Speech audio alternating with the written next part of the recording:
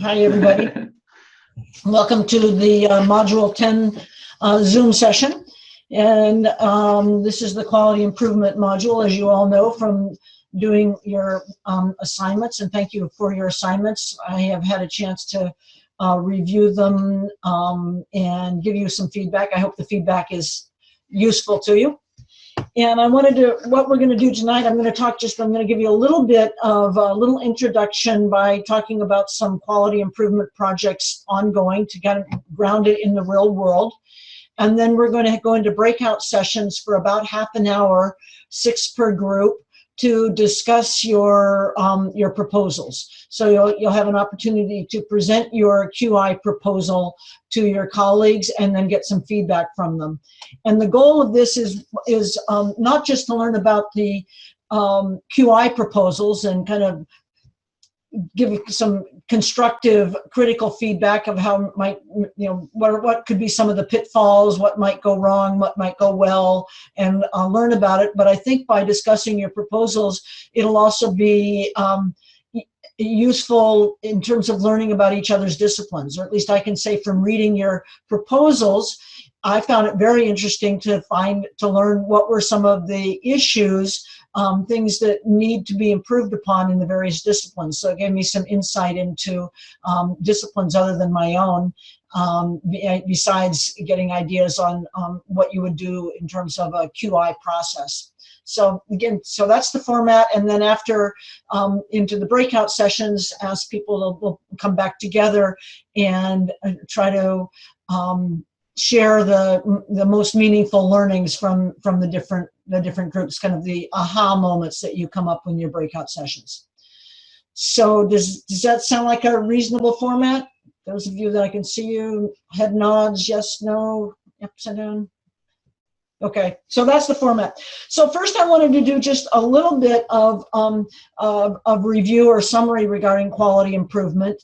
I think some of the things that were in the lecture, which is a recording of a Zoom session from a couple of years ago, of talking about QI as it's focusing and managing processes. The goal of most QI projects are to improve outcomes, but the process of quality improvement is really to focus on the process to get to those outcomes. And you may have noticed a number of you in your feedback to you on your proposals was, so maybe we can break things down and look at specific steps in a process to make sure that the steps are there, and not try from the outset to be measuring the outcomes. That the outcome is where you want to be, improved health outcomes for your clients, but really as part of the quality improvement to really focus on the processes and break it down in tiny steps that are doable. And one of the analogy I use there that people often use is to change the wheel on a bicycle while you're still riding it. So often we're working on things where you have to keep going. You can't just stop things and reboot completely, but you have to kind of keep going. And that's one of the strengths of this QI strategy, to do a little thing at a time so you're not completely disrupting the process. It's not like a car manufacturing line where you might just stop it for a week or two and completely, redo it in a clinical practice, and in an educational practice in a school. Maybe you can do some rebooting in the summer, but typically you do the QI while you're still providing your service. So I was really impressed. I thought the quality of your proposals was really high, really, really good quality of proposals. Very, very pleased. I noticed that a number of you refer to using checklists, and checklists can be incredibly useful. I think many of us are resistant to checklists. I know in medicine, when checklists were introduced, a lot of doctors resisted because, I don't want to do cookbook medicine. I want to use my clinical judgment. I don't want to be just going down and, a detailed checklist that's demeaning. It becomes rote.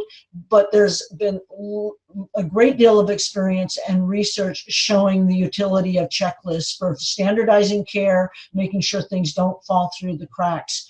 And if you're interested in looking into this more, might want to read a book by Atul Gawande. Are you familiar with Atul Gawande? He's actually a surgeon. He's an endocrine surgeon at Harvard who's written a number of books, and he has been, I haven't seen any of his articles for a while, but he has been a contributor to the New Yorker magazine, and he has written a book called The Checklist Manifesto. And it's a very good book. He starts with talking about how in medicine, okay, thanks, Jen. Yeah, highly recommend read and listen to his audiobooks. He does it. Yeah, he has excellent audiobooks. And the Checklist Manifesto, he talks about how important checklists have been. Use of checklists has been in the aeronautical industry, and then when it's been adopted in medicine, have had tremendous impact. When checklists have been adopted for placing central lines in patients, and Michigan actually did a fantastic job. Across Michigan, checklists were adopted in hospitals when placing central lines, and the rate of infections just plummeted. So anyway, it's a good read, and in quality improvement, checklists can be very, very helpful. The other thing I wanted to talk about before we move on to moving into your groups is a project I'm working on now, just to give you a kind of a grounding in reality. I'm working on a statewide HRSA-supported project. HRSA is the same funder that helps to support the LEND programs, Health Resources Services Administration. The project I'm working on is to improve outcomes for children and youth with epilepsy, and to improve outcomes for children and youth with epilepsy by improving the care they get, with a focus on two main topics. One topic is to use telehealth to reach children and youth, to serve children so that they can have, so children who live at a distance, or maybe even don't live at a distance, but where it's difficult for them to get to an epilepsy center, can have access to epilepsy experts. So one focus of the project is on telehealth, and the other is on transition of youth to adult care and transition of youth for adolescents with epilepsy to learn to manage their health care as much as they can. So those are big goals. So we break it down into baby steps, and we're all planning. I was on conference calls today with practices on what they're going to do for their first PDSA cycles to focus on the transition. So we've come up to make it easier for the practices. And here's the challenge, is that the practices are in very different places in terms of what they're doing now to prepare their teenage patients with epilepsy, to different places to prepare them for taking on responsibility for their health care, as well as being prepared to transfer to an adult provider. So we've come to make it easier for them. We've come up with several topics they can choose from, and then to develop a PDSA cycle. So one of the topics is just to look at, for those that are perhaps, and the practices, some of them are epilepsy centers and some are primary care clinics, and one is a federally qualified health center. So they're very, very different one from the other. But one of the topics for those that haven't done very much to prepare their youth for transfer is just to look at, is the provider having one-on-one time with the teen. So in primary care, we like to have, at least for the well teen visits, some private time with the teen, both to ask some of those sensitive questions that they may not want to discuss in front of a parent, or they may not be totally candid in front of a parent, like use of tobacco, alcohol, marijuana, dating, sexual preference, sexual activity. Those are topics they may not want to discuss in front of the parent. So part of the reason for the one-on-one is to have a private conversation for those sensitive topics. But the other reason is for the teen to get used to talking to the doctor or the nurse practitioner or the PA on their own, so that they can learn to answer the question rather than defer to parent all the time. So one of the topics that practices can use would be just, are you having one-on-one time with your teens? And do some PDSA cycles, start to document it and look at it, measure it, and take a look. And one of the things we have found very often when we do a PDSA cycle on a topic such as that, the members of the clinic team will say, yeah, we do that. And then when we go to measure, it's not happening as often as people think. So very frequently, this is a revealing of where things really are. Another topic that we're suggesting, if they've already got the one-on-one with the youth, is using a readiness assessment. There's some questionnaires to ask youth about their readiness to take care of their health. Do you know what your condition is called? Do you know what your medicines are? Do you know how to get, do you know how to get a refill? Can you make a doctor's appointment? Do you know how your health care is paid? Some of the questions like that. So one of the possible projects is to integrate a readiness questionnaire into the clinic, and again, use a PDSA cycle. Next, a little more sophisticated would be to say, okay, if you're using a readiness questionnaire, how are you using that data? What are you doing to give feedback to your team patients? And then another topic is transfer of care. What about those youth now are ready to go to an adult provider? What is your system for transferring the care, making sure enough the right information goes with them, and coming up with a nice transfer packet? So all of these are things that can be integrated into a practice. And one of the topics we just had with, we were talking with a neurology group at MSU, they're probably going to work on the transfer of care, and we suggested they start with an N of 1. Start really small. Start with an N of 1, see how it goes, and then another, and then another. And each PDSA cycle for initially is not going to be, let's try to transfer all of our teens. Let's start with 1, 2, 3, 5, and tweak the process until we get something that really works. So I don't know, this is not about neurodevelopmental disabilities specifically, though certainly many youth with epilepsy also have neurodevelopmental disabilities. But I just thought I'd give you a little bit of an idea of how this actually plays out in the world, things that we're working on, and really using these PDSA cycles.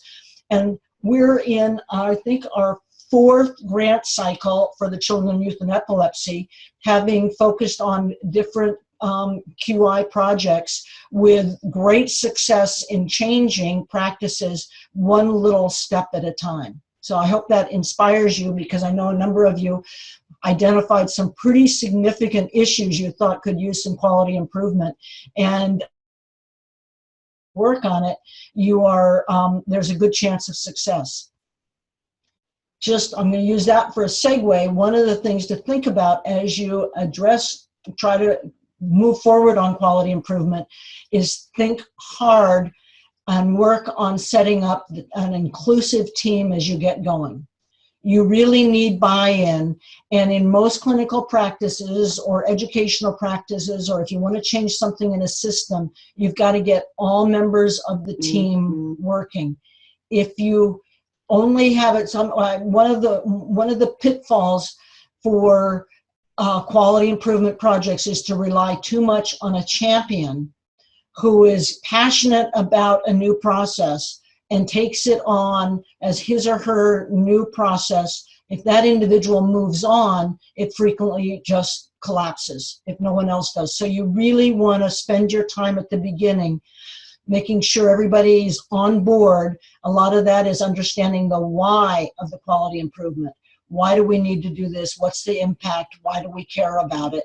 And then having broad, not too big a group, but a group of appropriate stakeholders. And one of the stakeholders that we have found to be very important in our practice when we've done quality improvement is someone from the information technology team, so that we can get some of the changes integrated into our electronic medical record. Helps for the documentation and also for cueing us to remember to do it. So, sometimes we're energetic and we want to get going, and I'm going to do this, and I know how to do it, and I'm going to make it work. Great, but make sure you have a team, or it's probably not going to be sustained.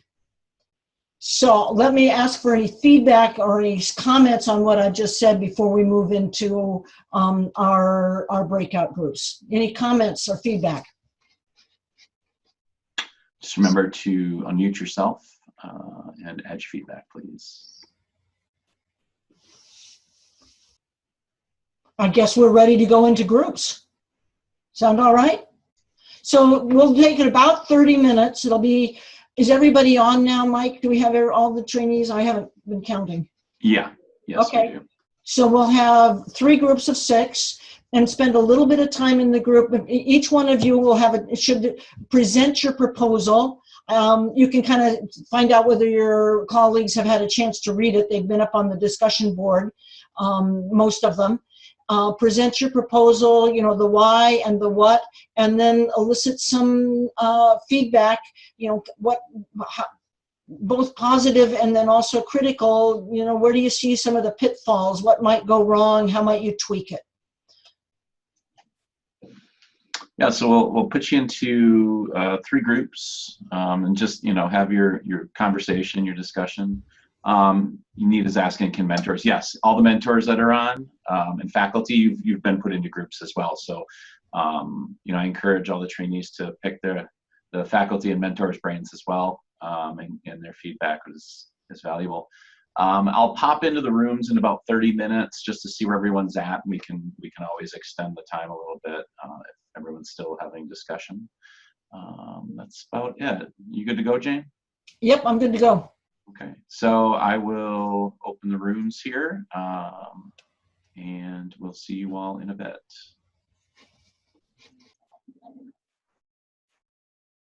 Hi, Mike. Hello, everybody is back. Okay, and we have 3 groups, right? Correct. Shall we start with a group 2? You have a spokesperson? We don't have numbers. Oh. Group two was Alexis, Andy, Libby, Janie, Jenny, Jessica, Jean, Kristen, and Lisa. Okay, I'll start. Each of the trainees gave us a brief description of what they're currently working on. And they're all very exciting projects, and each one of them is not totally completed with what they're doing. I think this was a good exercise for them to share, and I gave some feedback to them, and I think each of our trainees took the opportunity to also share with each other what they could do, and then Lisa ended up with some of her comments on it too.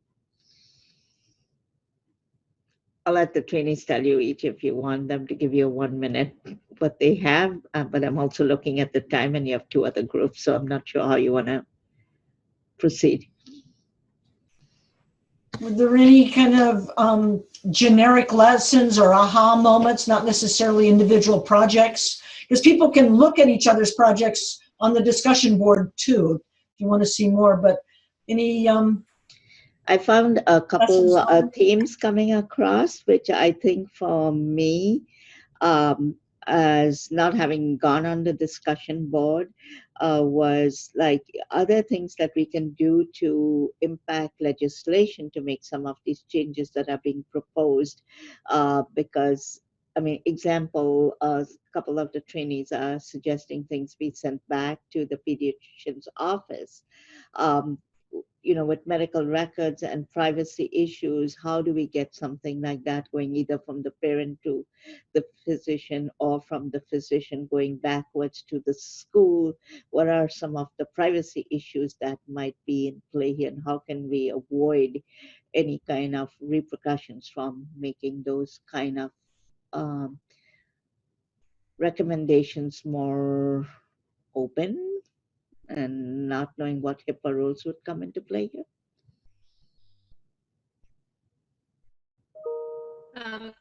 This is Janie. I would just like to say that I thought the trainees were very creative in their ideas. And I think the things that they're trying to tackle are really, really important. Yeah, there are challenges with all these hierarchies, but I do think they did a really nice job of presenting their questions and talking amongst each other about what they wanted to do. More from this group, or should we move on to the group 3? Anyone else in group 2 have something they'd like to add? This is Lisa. I just wanted to say, yes, I agree. Great ideas, and all great ideas that if they can figure out how to make them work will ultimately help, families and the children that we're really looking out for. Okay, thanks, Lisa. So why don't we go on and hear from kind of comments from someone in group 3. So group 3 was Bree, Chelsea, Isabella, Megan, Quist, Michael, Nita, Patty, and Sarah. I think overall everybody had just some great ideas, and I think that everybody was working hard to kind of collaborate and ask questions and kind of force each other to kind of think critically about their QI project. So I think it was a good breakout session. Yeah, I think it went well too. One I guess sort of aha moment in talking with mine in particular was how do I translate that project into like tangible results and sort of implementing just to give a brief idea, mine was sort of regarding burnout and like how do we like tangibly address that and turn it into something that will actually be of benefit. So that was useful feedback I got. Anybody else from this group, or should we move on to group 1?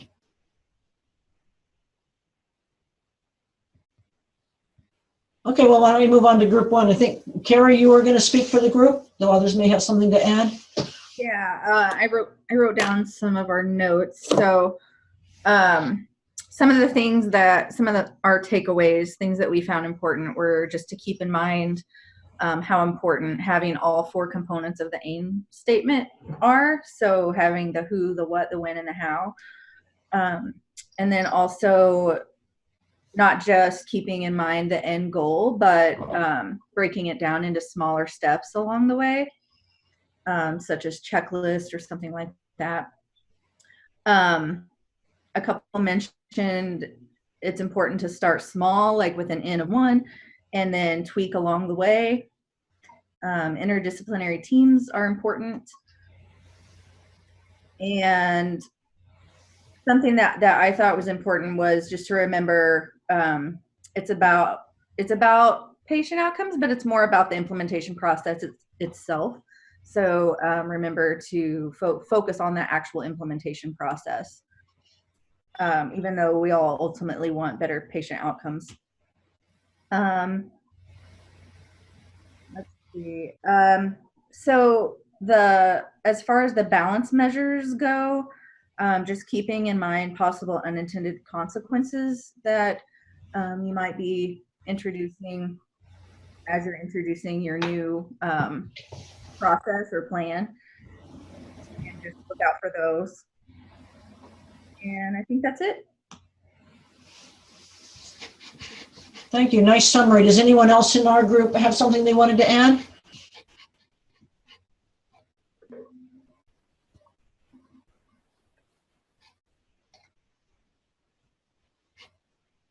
Okay, well, I will to sum up again. I was very pleased with the quality of the proposals and found it very interesting to look at the issues that you identified as things needing, worthy of improvement. I think it's there were lots of common themes, but they weren't all the same. And certainly interdisciplinary efforts, came up in several, was a common theme. Early identification came up several times. Efforts, efforts to communicate came up. Before we end, we have about 15 minutes, and we don't have to spend them all. We could all end early if we're ready. There is another, and several of you have put entries in the journal using quality improvement to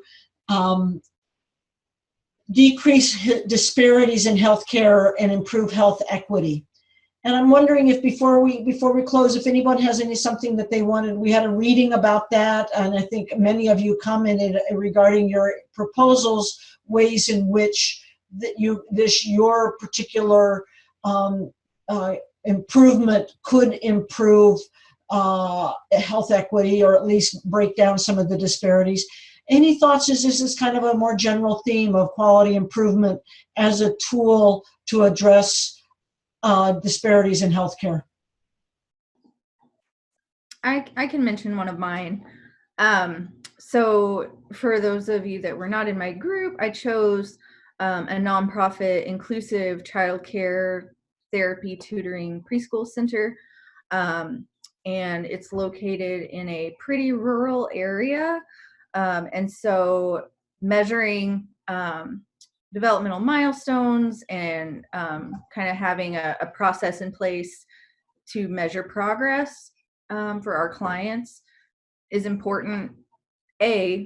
Just because it's important for those clients, but also it would help us market and fundraise for our center to keep it open so that people still have access to those services that wouldn't normally have access in that location. A nice specific example. Does anybody know from the literature what do we know about QI and decreasing disparities?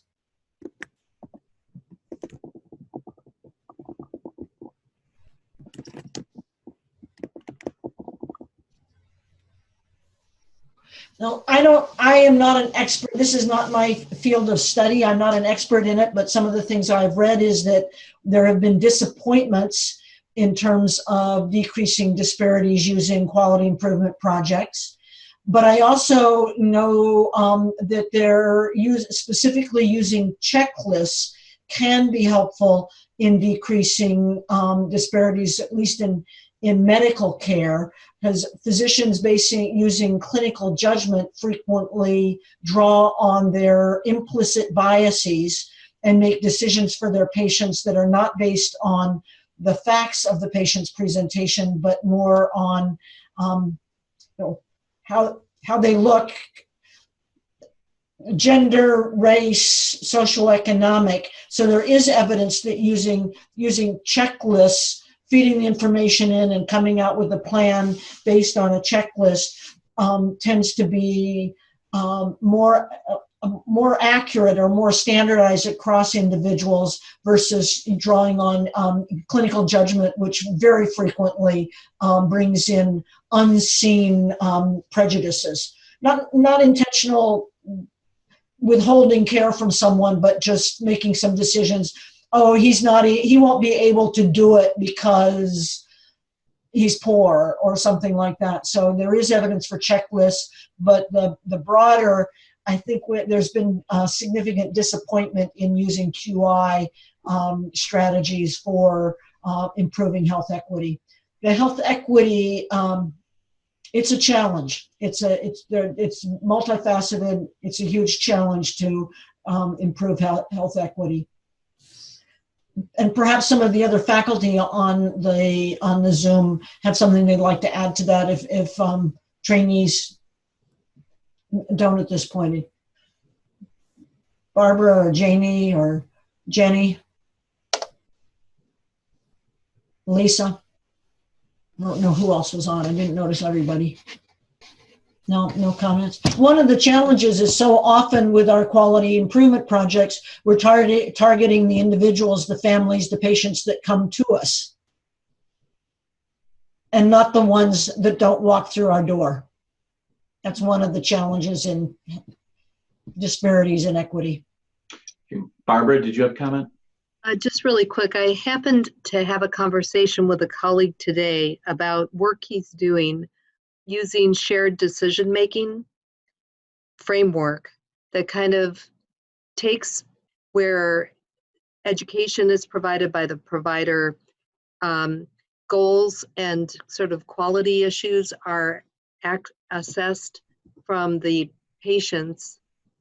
And then, so it's kind of a whole tool-based, time-intensive way of engaging the family, more than what I think we typically do.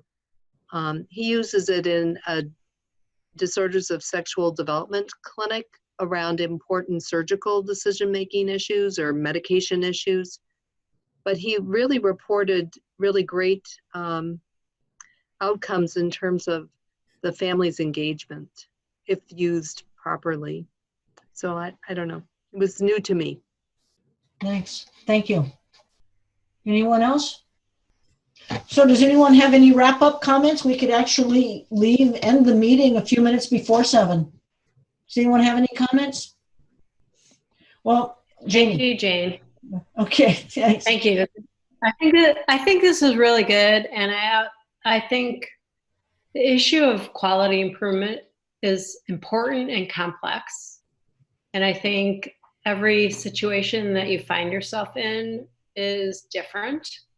And you sort of have to figure out a way to build that into your practice. I mean, I think always examining what you're doing clinically from the aspect of wanting to learn about how to make it better, I think is really important. And whether it's a formal project or a not formal project, I think this is a really important concept for anyone who's going to be practicing clinically.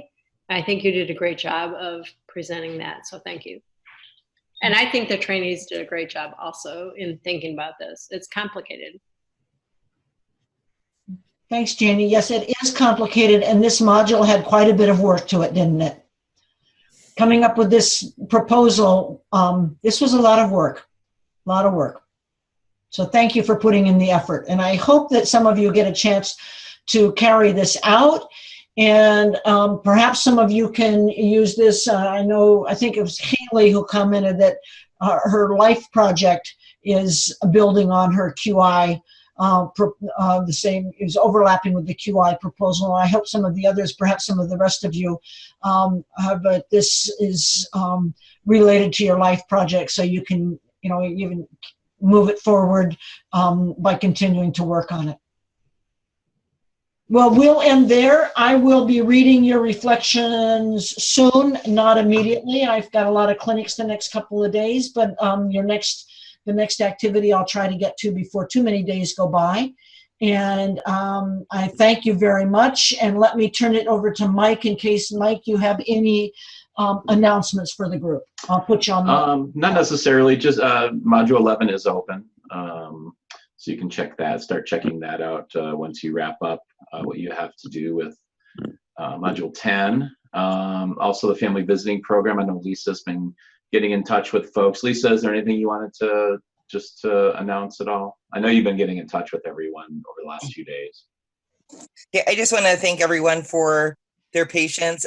Normally, I believe it goes out this late, but I was gone for a couple of weeks due to a death in my family. So, and then I was out a couple days this week due to my child being sick. So just be patient. I did respond to a couple of you today that had messaged me back, and I will be back in the office tomorrow, and don't hesitate to reach out to me if you have any questions. I know the trainees for Western are waiting on a family because the one that we had lined up backed out at the last second. And just note that, with families who have children with special needs, sometimes this happens. I believe it's happened every year where we've had to match some of the trainees up once, twice, and maybe one set of trainees 3 times. But just feel free to reach out to me if you have any questions. So, thank you, Lisa. And there's a question here from Alex. Yeah, so there are the first visit evaluation. So the family will fill out an evaluation, and then you can also do one. They're available both online and in paper format. But I would encourage you to go ahead and go on Canvas and print out the paper version, and you can leave it with the family to complete. And if they have any questions about it, they can get in touch with Lisa, because she has all their information, and then she can direct them how to handle that. Okay. So, but if you have any questions at any time, you can email myself or Lisa. I would say email Lisa first because she has all the answers on that. Not to put you on the spot, Lisa, but she's the coordinator for that piece. So, any other questions, please ask. Just final note on that, and I believe it is in the instructions of the training for this and Canvas. Yeah. But in regards, if the family does ask about the gift cards, that will be something that does come from the Family Center from my end. So it does happen after we get their last evaluation, once that's received. And if and Mike always fills me in on who has them, who doesn't, so I can reach out to the families. Yeah. And even for some of the families that have more than one child, it will still only be one $10 gift card. Yeah, if they have any gift card questions, you can have them contact Lisa. You don't have, you're not going to be given anything to give to anybody. And I guess the final note, I know I've been feeling pretty burned out lately. I can't imagine how busy you all are. So just remember, just going back to some of the presentations, some of the stuff that Dr. Milberger's talked about at Past Face to Face.